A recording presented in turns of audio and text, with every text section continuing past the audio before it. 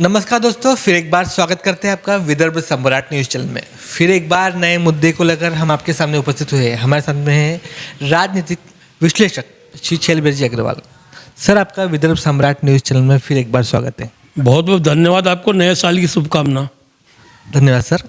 जैसे कि चंद्रपुर जिले की जो पालक मंत्री है सुनील मुनगंटीवार, जो गोंदिया के भी पालक मंत्री है, लेकिन लोगों को कहना ऐसा है कि उनका गोंदिया में ध्यान नहीं है। सर, क्या बोलेंगे इस बारे में? महाराष्ट्र में 36 जिले हैं, मंत्री 20-22 हैं। जिलों के हिसाब से मंत्री बनाना चाहिए। 36 जिले हैं तो 36 मंत्री होना चाहिए और मंत्री जिले का ही विधायक होना चाहिए। गोंदिया जिले में 4 विधानसभा क्षेत्र हैं, 4 विधायक हैं, 2 भारतीय जनता पार्टी के, 2 विपक्ष के हैं। तो भारतीय जनता पार्टी के विधायक में से किसी को मंत्री बनाना चाहिए ताकि गोंदिया जिले का विकास हो सके। ये बनाते हैं बाहर के मंत्री। इसके पहले यूपी की सरकार थी, वही बाहर के मंत्री बनाते थे। तुम्हारे देशमुख को बनाए, देशमुख अंदर हो गया। फिर नवाब मलिक को बनाए, नवाब मलिक अंदर हो गया। यानी गोंदिया क्या पालक मंत्री को बदनाम कर डाले लोगों ने। बीजेपी ने राजकुमार जी बड़ौली को बनाया मंत्री, बहुत अच्छा काम किया। प्रणब फूके जी को मंत्री बनाया, बहुत काम किया। महादेवराव जी सिहोनकर को मंत्री बनाए तो पहले उन्होंने गोंदिया को जिला बनाया, गोंदिया जिले को चुंगी का से मुक्त कराया, बहुत काम किया। कहने का मतलब है तो जो सरकार अभी है भाजपा की सरकार है और सिंधे गुट की सरकार है समझ लो, तो इनको गोंदिया जिले के व्यक्ति को मंत्री बनाना चाहिए ताकि गोंदिया का विकास हो सके। आज क्या हालत थी हमारी, जब मैं भारतीय जनता पार्टी में सक्रिय था 1993, 95, 96 में, तो हमने भंडारा जिला था उस समय, 9 में से 8 विधायक चुना के लाए। आज क्या हालत है, आज 9 के 7 तो पहले हो गए, 2 हमारे खा गए वो पश्चिम महाराष्ट्र वाले। अब 7 में से 1 है भारतीय जनता पार्टी का, 6 नहीं है। इसलिए नहीं है कि कोई ध्यान ही नहीं देते मंत्री। अभी भी उनको मौका था मंत्री बनाने का तो बाहर का मंत्री बनाया। अब वो अपना चंद्रपुर जिला देखेंगे सुनील मुनगंटीवार की गोंदिया को देखेंगे, क्योंकि उनको जवाबदारी मिलेगी कि चंद्रपुर जिले में सभी सीटें बीजेपी की आना चाहिए और लोकसभा जीतना चाहिए। तो इस इधर ध्यान नहीं है। मैं मुख्यमंत्री शिंदे साहब से अपील करता हूँ जल्दी से जल्दी मंत्रियों की संख्या बढ़ावे और हर जिले का एक पालक मंत्री हो और गोंदिया का पालक मंत्री गोंदिया से ही बने। सर, गोंदिया भंडारा के लोकप्रिय सांसद सुनील मेंढे जी ने डीआरएम साहब की क्लास ली जनता के मुद्दे को लेकर। सर, क्या बोलेंगे, जनता की समस्या सुलझेगी क्या उलझेगी? मैं रेल सलाहकार समिति के सदस्य होने के नाते मुझे लोगों के फ़ोन आते हैं विभिन्न समस्याओं के बारे में। मैंने सुनील मेंढे जी को फ़ोन किया था, मतलब भैया आप गोंदिया आइए, बहुत सारी समस्याएं रेलवे की यहाँ पे। मेंढे जी गोंदिया आए, मैं उनसे मिला, बाद में रेलवे स्टेशन उनके साथ में गए तो समस्या उन्होंने उठाया, डीआरएम से बात किया, डीआरएम को टाइट भी किया था। लेकिन मुझे लगता नहीं कि समस्या हल होगी जब तक के रेल मंत्रालय चुस्त दुरुस्त नहीं होगा। रेल मंत्री जब तक के जोरदार वजनदार नहीं बनेगा, कोई ऑफिसर सुधरने वाले नहीं है।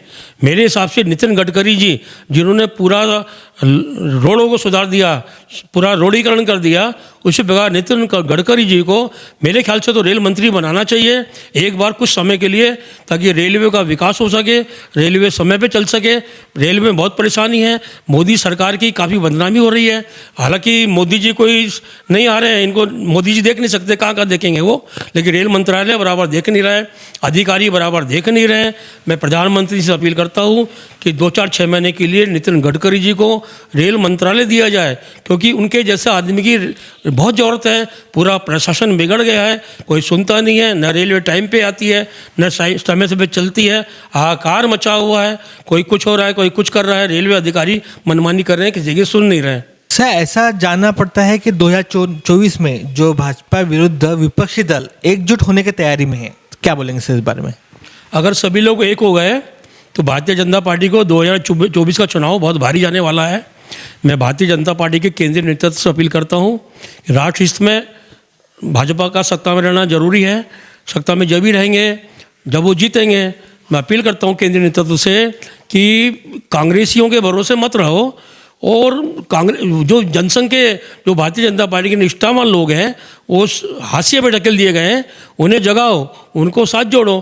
क्योंकि जो कांग्रेस से आए हैं वो सत्ता आई तुम्हारी इसलिए आ गए हैं, सत्ता जाते दिखेगी उनको।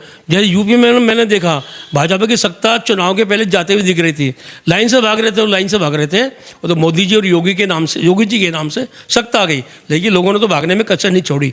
वैसे अभी होगा, अगर सब एक हो गए, धड़ाधड़ सब भागने वाले हैं लेकिन सत्ता तो भाजपा की आएगी। जैसे पहले हम लोग अन्ना कमेटी का आंदोलन चलाते थे गोंदिया में, सब बोलते थे मैं भी अन्ना तू भी अन्ना, अब तो सारा देश है अन्ना। वैसे नारा चलेगा मैं भी मोदी तू भी मोदी, अब तो सारा देश है मोदी। तो मोदी जी के नाम से सब खप जाएंगे, सत्ता मोदी जी की आएगी, लेकिन इतना बहुमत नहीं आएगा जो 19 के चुनाव में आया। मैं मोदी जी से अपील करता हूँ, भारतीय जनता पार्टी के अध्यक्ष से अपील करता हूँ, भारतीय जनता पार्टी के निष्ठावान लोग जो सोए हैं उन्हें जगाइए, उन्हें बिल्कुल क्रियाशील बनाइए, तभी भारतीय जनता पार्टी 2024 में अच्छे से सत्ता में आ सकती है। तो जैसे गोंदिया जिले में सर 8 नगर पालिकाओं में सिर्फ 3 सीओ है सर, क्या बोलेंगे इस बारे में? और मैंने भी सुना हूँ 8 नगर पालिका है छोटी मोटी मिला के, उसमें 3 अधिकारी हैं सिर्फ सीओ, बाकी सब खाली है। कहीं भी वार्ड मेंबर नहीं, कहीं भी नगर अध्यक्ष नहीं, सिर्फ भगवान भरोसे सब चल रहा है। पूरे शहरों में, महाराष्ट्र के शहरों में त्राही मची हुई है। ये ओबीसी के चक्कर में या आरक्षण के अंदर आरक्षण के चक्कर में चुनाव नहीं करवा रहे हैं ये लोग। उत्तर प्रदेश में इलाहाबाद हाई कोर्ट ने यूपी सरकार को नकार दिया, बोला भाई तुम चुनाव कर रही है, वो बोलते हम सुप्रीम कोर्ट जाएंगे। यानी जाति में जाति पैदा कर रहे हैं सरकार और चुनाव नहीं करा रहे हैं। महाराष्ट्र में आज 1 साल के ऊपर हो गया है, सभी प्रदेशों में ऐसा हो गया है। ओबीसी आरक्षण होना बोल रहे हैं वो लोग, आरक्षण में आरक्षण पैदा कर रहे हैं, मानव को मानव से बांट रहे हैं ये लोग। अरे भैया आज पूरा महाराष्ट्र में हाहाकार मचा हुआ है, नगर परिषद में वार्ड मेंबर नहीं है, महानगर पालिका में महापौर नहीं है, अध्यक्ष नहीं है, पूरा देश में महाराष्ट्र में गंदगी का साम्राज्य है, कोई सुनने वाला नहीं है। सीओ कहाँ तक सुनेगा? सीओ से मेरी बात हुई, बोले भैया मैं तो कर रहा हूँ जितना मेरे से हो सकता है। 3 सीओ है, 8 में से 5 सीओ नहीं है। मेरी शासन से अपील है जल्दी चुनाव कराएं, मानव को मानव से मत बांटे, सभी जाति के लोग एक होते हैं। आरक्षण पहले से बहुत दिया हुआ है और आरक्षण में से आरक्षण पैदा मत कीजिए, मानव को मत बांटिए। हिंदू मुस्लिम सिख ईसाई बौद्ध जैनी पारसी नाम इनके अलग अलग हैं, जाति इनकी एक है। जाति का बंधन नहीं स्वीकार होना चाहिए, आदमी को आदमी से प्यार होना चाहिए। लेकिन हमारे राजनीतिक नेता आदमी को आदमी से लड़ा रहे हैं, सत्ता सुख पाने के लिए पूरी जनता को परेशानी में ढकेल रहे हैं।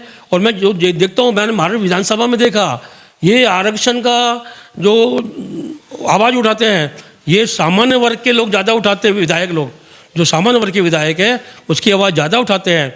आज देश में मैं देखता हूँ 2/3 से ज़्यादा जनसंख्या सामान्य वर्ग की है, लेकिन सामान्य वर्ग कभी अपने लिए आरक्षण नहीं मांगता। सामान्य वर्ग टैक्स भी देता है, हजारों लाखों करोड़ों लोगों को पालता भी है, क्योंकि सामान्य वर्ग व्यापारी किस्म के लोग होते हैं। इनके अधीन कई कर्मचारी भी पलते हैं। न सरकार से आरक्षण मांगता है, न सरकार से कोई प्रकार की सहायता मांगता है, उसके बाद कुछ नहीं बोलता अपने लिए।